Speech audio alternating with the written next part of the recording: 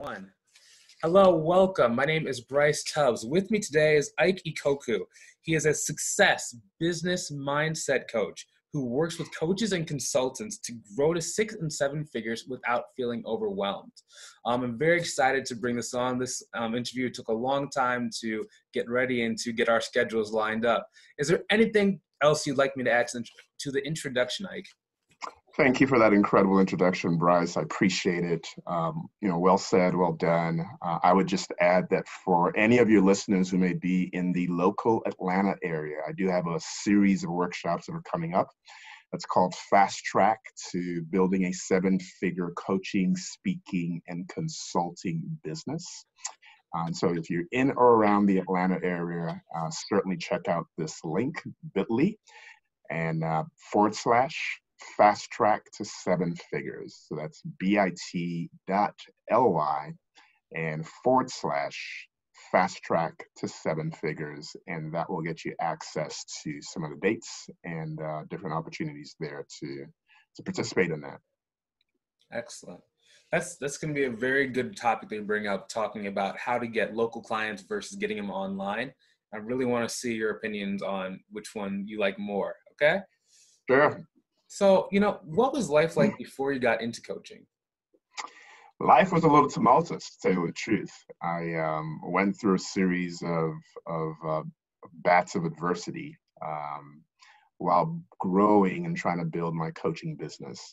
I've shared quite a bit of my story on LinkedIn, but those who aren't aware, I went through about a 6-year legal battle where I lost virtually all my assets, all my income as a victim of a couple of different betrayals, one of which was a Ponzi scheme, which ended up having the SEC involved and took up 2 years of my life, and attorney fees and a battle to try to salvage and really rid myself of the legal baggage that comes with that. So yeah, it's been an interesting 6 years for sure. Okay, so what was the trigger that got you into coaching? I think it's always been in my blood. I've always loved really, identifying the gems in people.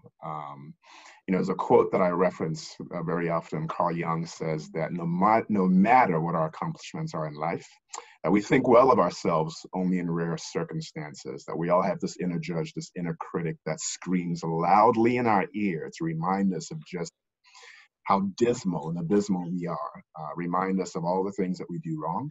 And so we need people in our lives who can speak the truth, speak into us, encourage us, and remind us of just how truly brilliant we are. And so throughout my life, just in engaging with people, man, I have the unique ability of being able to see the diamond that's in the rough and be able to speak into that and encourage people. So I've always been an encourager. So I think coaching has been just a natural progression in the evolution of my life. Okay. So that's interesting. You talked about the inner critic. So then how do you first, right? Because in order for you to be a mentor to someone else, you might have had to learn how to either deal with that yourself, or did you have to get someone else to show you how to conquer that inner critic? Or yeah, I work on it daily. I'm in my mid-40s, and most people who start paying attention to the voice of the inner critic, that inner dialogue, the thoughts of self-sabotage, most people don't pay attention to that until much later in life. So for the average individual, they may have 30, maybe even 40 years of pre-programmed thinking that completely impacts the way they think, feel, and behave. And so I like to equate it to driving a car. When you first learn to drive a car, it was hands at 10 and 2, legs in, and you're focused and you're like stuck to the steering wheel, and you don't even, you're not doing anything else. And I remember decades ago driving into downtown to go work for one of the big 6 accounting firms I'd worked for. I'd be on the phone, have a bowl of cereal that I was eating, and kind of controlling the steering wheel with my knee. yeah. So all on autopilot at that point. Well, our thought processes, the emotions that reverberate through our system, and our pre-programmed way of actually distilling information to take action has been years in the making. And so we've got to be very premeditated in actually shifting the biological, the biochemistry, and the neurological tenets of how our mind works in order to start living into a much bigger and a much more limitless lifestyle. So yeah, it's daily work. So let me ask you this, right? So there are two things that I'm thinking. So is it more than just the inner critic, or is it also the patterns? For example, if you quiet your inner critic, can you still be living with the negative patterns that are also causing it, but now there's just nothing to alert you? Yeah, definitely. So, we are a function of the beliefs that we hold, right? Once we change our beliefs, then we can start taking actions that are consistent with a new set of beliefs. But therein lies the rub, is you actually have to take action. And so if you identify a limiting belief, you have to create an unlimiting belief. You have to create a limitless belief. But beyond just creating that limitless belief, you actually have to take action to live into that, to completely change the pattern of thought, behavior, and actions and habits that flowed out of your old limited belief system. So that's how you start, shifting the tide, so to speak, Mm-hmm. and actually embracing that. Okay. Interesting. So what are some mindset activities, since you said you're doing them like every single day, that you do that they can do and then start to add action to, kind of later? So what are some exercises? Yeah, so awareness is a really big key. So it's taking a journal. Like if you go back to the whole idea of the inner critic, one of the exercises is to just spend a day, spend 3 days, spend a whole week and record how often you're critical about the things that you do. Simple things like, oh man, I slammed the door incorrectly. And when you start taking inventory of just how critical you are, you recognize the impact of all of that negative feedback in terms of how it's impacting you. So you become more aware. You become aware of the limiting beliefs that are maybe supporting that quickness to be critical. And then what you do is you simply take the opposite of that, right? You create a new limitless belief about yourself, what you believe you're truly capable of. But a really important piece to that is to also create an evidence book. It's like, what evidence do you have to support this new limiting belief? And oftentimes, if you dig deep, you may have to go back decades to be able to find something, but you always have to find something that you can anchor that new belief in, because otherwise it's going to be very fuzzy and you're not going to really buy into it. So those are some things that you can definitely do, on a daily basis. Visioneering, definitely helps. Creating very strong visual images and pictures about where it is that you're going, what it is that you're doing, who you're becoming, and kind of holding that on a daily basis. Creating some really incredible affirmations that live into the new belief systems that you have that correlate with the visual images that you have, and reciting that 2 to 3 minutes in the morning, 2 to 3 minutes before you go to bed. Again, it's part of the reprogramming process that you're putting your mind through. So just kind of staying on that topic, right? So limiting beliefs. If you notice that you have a limiting belief in like one area, is it possible that you can erase limiting beliefs in one area? For example, like surrounding business, but then still have them somewhere else? Or is it more like if you train it in one area, it's more like training it in all areas? No, I think they show up in, you think about the core areas that impact our lives. We think relationships, those who we have love relationships with. We think about our physical health. We think about our finances. We think about our career. And then we think about just the whole evolution of the human species, so personal development. And each one of those areas, you likely have some very foundational limiting beliefs that are restricting your ability to have healthy communications with those that you're in relationship with, that are restricting your ability to actually live a healthy lifestyle, to be in optimal health. So literally in each one of those 5 categories, we have to identify what the limiting beliefs are that are keeping us from being able to put down that we're living at a 10 at each one of these 5 dimensions of our lives. Can I ask you this? So this is just something that just popped in my mind. So when you're working with your clients, right, what is one of the first areas that you help them with? Is it mindset? Is it skills? Is it going to clients? What do you start working with them on? Yeah, so the 2 things we work on are what I call the inner game and the outer game of success. And most of my clients obviously own businesses. They're coaches, they're consultants, they may be CPAs, professional practice owners, other business people.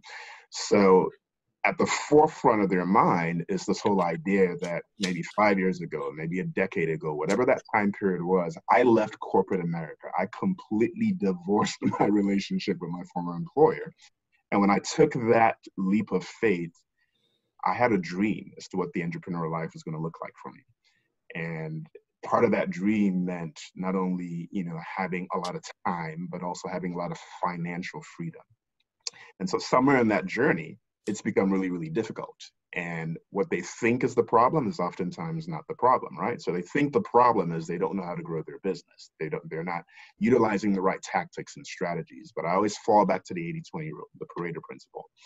And while we spend 80% of our time and effort on things that we feel like are going to create the biggest bang for our buck, oftentimes it's only delivering 20%. Yeah. The 80% success that we really need all reverts back to mindset. So we do a lot of work on making sure we can program the right identity of the person who actually has whatever those goals are that we've set aside for those 5 key areas of our life. Because like Tony Robbins would say, before he got to who he was, he said he had to become that MF. He had to program the identity of the guy that we see today. I mean, that's running multi-billion-dollar companies, right? Mm. So for the right identity, right, is that because they're going to start taking the right actions, or why is the right, because you say it's the right identity, why is that so important? What do they get after they start to become that right person? Yeah, I mean, the vibrational frequency of somebody who's already accomplished and conquered whatever obstacles that they have between where they are at today versus where they want to be, that individual wakes up completely different. They address problems differently. Their morning routines are completely different. What most people see as problems, they see as opportunities, right? Mm. So their habits, their behaviors, their actions, their thoughts, their beliefs are all in alignment with somebody who already has possession of those things. So we could focus on tactics and strategies for trying to grow your business. But if you have an inherent belief that you're not worthy of being able to have a 7-figure business, I don't care what strategies you're using. You will always self-sabotage, right? If you have an unhealthy relationship with money because you've grown up in a poverty mindset and you just, have issues with the idea of actually having money and having it in abundance, it's going to show up. So, a lot of people are concerned about failure when it comes to mindset, right? Because we just have an inherent fear of failure, and that makes sense. But when we work on mindset, we got to work on mindset not only in how to have an indestructible mindset around failure, but we got to have an indestructible mindset around success. Because one of the worst things that could happen to an individual is you actually become successful and you have all of this meaning that you've attached to what success is going to look like and mean, and it falls short of the mark. And you're still left empty on the inside because what you thought you were going to feel, be, do as a result of reaching this mountaintop is nowhere close to what you thought. So failure, success, as well as money, those all comprise the things that we need to develop a really, really healthy and strong and indestructible mindset around in order to become the things that we were really ordained and predetermined to become in life. Okay. So out of those 3, which, like, for the indestructible mindsets, do you focus on one first, or is it just like you get basically an analysis or by talking to the person, basically seeing which one they struggle with the most, and then you go after that one first? For example, maybe they're struggling with success more than with failure. Do you just attack failure first? Attack success first? Yeah, we have an entire module that kind of goes through all 3 of them. For each individual, there may be one of the 3 that's the strongest, but like I said, you asked me today, and I believe mindset is a lifelong journey, right? Because as you evolve and as you grow, what you find is some of the issues that you dealt with a year ago, you no longer deal with now. But at this new level of becoming, of being who you are, you're now faced with new challenges, new opportunities. And those new challenges and new opportunities will remind you, it's like an onion. It's like you keep peeling back the layer and you start uncovering things that you were not aware of January the 23rd of 2020. But now, January the 23rd of 2021, it's like, oh no, I'm at this new level of success. And all of the stuff is now showing up in my life that I didn't have an opportunity to deal with a year ago. So now I got to work on it. Okay. Interesting. So, do you consider life and business to be the same? For me, there's not really much of a separation because I'm all about purpose. And I believe that life only begins when you find and you start living into your purpose. And so when you do that, because I believe being an entrepreneur is a big part of my purpose, it has to impact every facet of my life. Now, there are clear distinctions between the two, but I believe that there's a way to build a life where you live in the rhythm of both everything that's going on in business and how it impacts your life as well. I don't believe in balance because balance doesn't exist. I've tried that, but there is a way to live in a rhythmic sequence of what's happening within your life that allows you to just continue to grow and scale and not feel like you're leaving anything behind, so to speak. Interesting. So when you're saying like rhythmic sequence, is that like the ups and downs, the peaks and valleys, that kind of thing? Yeah, so life is all about sacrifices, right? John Maxwell says you have to be willing to give up to go up. So if you're stuck in this idea that you have to allocate your time and all of the different areas of your life that are requiring your time, that they all have to get equal increments in order to live a balanced life, you will fail woefully. Because there are going to be times where your personal family life is going to demand infinitely more time than what you can give to your business. You got to be sensitive to that season of your life and go, hey, for this month or this week or this day, here's where all my focus and attention is going to be, and everything else is going to have to take a back seat. The same thing in business. You're going to come into rhythms of your business where you have to absolutely go at it and give it the effort that's necessary to give birth to the new thing. You got to have a support team around, whether that's wife, whether that's kids, whether that's team members, family, whomever, who understand that in this season, daddy's got to be in this rhythm in order to give birth to this thing, right? But once that's done, everything all gets back into its normal state, so to speak. Okay. So, well, if you don't want to answer this, then you don't have to. But so, what is the next, mindset area that you're working on? As for me, it's really, for me, I struggle with patience, right? Oh. One of my biggest Achilles heels is my time. I value the time of my clients that I serve, but I also have high esteem for my time. So, if you ever want to frustrate me, just kind of waste my time. That's an easy way to kind of get me fired up. So it's something that I'm aware of. And I also have a fascination with really squeezing out every ounce of potential, every ounce of purpose, and every ounce of power that is within me. And so I'm constantly thinking about what's it going to look like once life is over? Will I have squeezed out all of that potential, all that power, all that purpose? And so I know where I'm headed, and I've seen, chapters of what the next pages of my life is supposed to look like. I have to taper my exuberance and just the excitement that I have for living into that and recognizing the timing of what it takes to sow a seed, nurture that seed, and to see that seed come to fruition. So that's probably a big area that I work on personally as I continue to evolve and grow. So my question is, how do you not measure, but how do you so in order for you to want to squeeze out all the potential, right, and then have the vision of maybe what that looks like, how do you determine that without actually, going there, How do you know how much you can lift without lifting it first? Well, I think when you when you have clarity on your purpose, for me, what I've found is your purpose seldom has anything to do with money. Mm-hmm. It has everything to do with the level of transformation and impact and influence you're going to have to the people that you're called to serve. So part of my purpose is to try to help end hopelessness, because I feel like hopelessness is the seed of one of the greatest evils in our society. If you look at a lot of the things that negatively impact our society, whether it's mental health issues with people who end up taking their lives, whether it's people who are engaged in human trafficking, gangbanging, prostitution, the list goes on and on. These are all people who've come to a place in life where they felt like their backs were up against the wall. And the only choice that they had available to them was to do something really, really vile and stupid.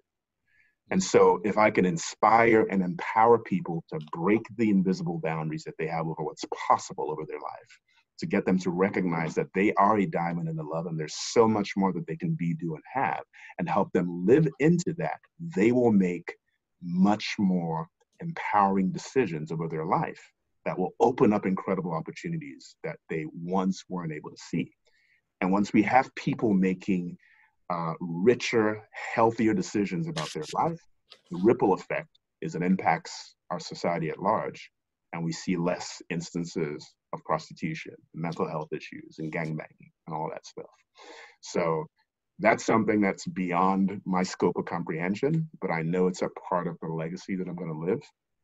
You know, my personal story is every vile and every act of defiance and what's the right word that I'm looking for? Just any act of deviance that's ever manifested in my life has been birthed out of a feeling of hopelessness. So there's a personal stake in that for me as well as my kids. I've got kids now as well. And so yeah. Okay, yeah, because that was the next question I was going to ask. I was like, you know, I've really been like aware of this recently, just when talking to people, like who cares more about other people versus like how much they care about.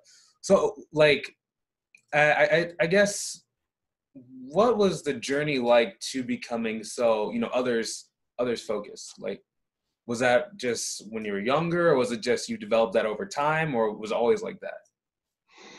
I think there's seeds of that within all of us. Life tends to rub us the wrong way. And so I've gone through seasons where I can be very, very selfish and just really focused on myself. Thankfully, I've been married now for almost 23 years, been with my wife for 24 years.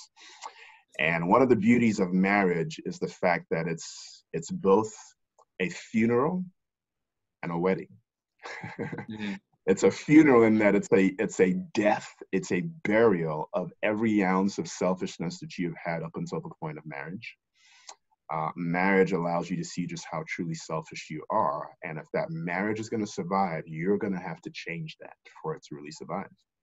And then, of course, you have the wedding. You've got the, you know, merging of two separate identities into one to do, as synergy would say, more together than we could do individually. So that's just something I think has been cultivated and evolving throughout the course of my life. But the seeds were there because I've always had a heart for people, and I've always wanted to see the best in people. So, you know, I think we talked about this a little bit before we got on the air. Can you talk about some of the books that you've written, or one of your books, or? Sure. So my first book that was released in 2012 is called Winning the Money Game: Separating the Myths from the Truth, Everything You Don't Know About Achieving Financial Independence. You know, I grew up in the tax and financial services industry. I've held multiple licenses in and through that industry. And part of my journey were seasons in my life where I went from being completely broke, even bankrupt, to being able to resurrect my finances. Specifically, right around 2003, I went from being bankrupt to rebuilding a 7-figure net worth, reaching financial independence at the age of 34 with 6 figures of passive income. And that was just 5 years after being bankrupt. And so when I released my book in 2012, I kind of chronicled my journey. And I also highlighted what I found to be a lot of myths that the financial services industry was really trying to shove down people's throats as to what the proverbial pathway was for them to building a strong financial future. And so I chronicled all that in the book and released it with great success. Became an Amazon bestseller in its first week, and just opened up some incredible doors and opportunities for me. Nice. I think we already talked about where can people learn a little bit more about you? Yeah, so the easiest way to get access to me is to really hop on my newsletter. I share incredible content, much like I do on LinkedIn. But if you'd go to my namesake, www.Ikokwu. So that's www.ikokwu.com/sign-up-to-newsletter. And that'll get you an opportunity to get on our newsletter. And we'll be able to kind of continue building a relationship that way with some of the incredible content that I share there. Excellent. You know, I really appreciate you doing this interview with us. Thanks a lot, man. It's been a lot of fun. Yeah. It's really funny, right? I mean, the reason why we have people like Ike and different, entrepreneurs that have been to a very high level is because, the things they focus on is a lot different than most people do. Everybody's like, tactics. What color is the button on my page? How do I get this video to convert? My ad only has like a 1% click-through rate. And it's like, yeah, but we got to fix, how you think about that. Definitely. But, that's why you guys should join my group called Uncapped Growth Strategies. Inside, we have interviews with people just like Ike who have been where you probably want to go and, can show you some of the trails and some of the crumbs. Tony Robbins oftentimes says, success leaves clues. It'd be a shame for you to miss out on some of these clues, okay? So we cannot wait to see you in the next one. Thank you once more, Ike. I really appreciate you. Anything else that you'd like to add? That's it, brother. I appreciate the time and the opportunity. Excellent. Have a great day, guys. Hopefully you enjoyed watching this video as much as we enjoyed creating it. Have a great day. Talk to you soon and see you later. We're done in 3, 2, and 1.